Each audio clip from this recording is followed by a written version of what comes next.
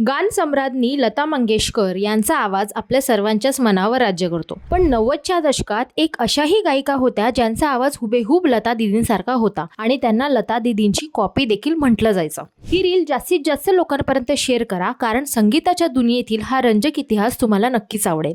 मित्रांनो, आपण बोलतोय प्रसिद्ध गायिका मधुबाला झवेरी यांच्याबद्दल. त्यांनी 100हून अधिक हिंदी आणि मराठी ब्लॉकबस्टर गाणी गायली आहेत. त्यांनी स्वतः तर गाणी गायलीच, पण थेट लता मंगेशकर यांच्यासोबत झांझर चित्रपटात जा रे जा निंदिया जा हे गाणं सुद्धा गायलं. जेव्हा हे गाणं वाजायचं तेव्हा कोणती ओळ लता दीदींनी गायली आहे आणि कोणती मधुबाला यांनी हे ओळखणं चाहत्यांना कठीण व्हायचं. 19 मे 1935 रोजी मुंबईच्या गिरगावात जन्मलेल्या मधुबाला झवेरी यांनी तलत महमूद यांच्यासोबत गायलेली गाणी प्रचंड गाजली. जब से मैंने दिल लगाया आणि कल सारी रात यांसारख्या गाण्यांनी त्यांनी रसिकांच्या मनावर अधिराज्य गाजवलं.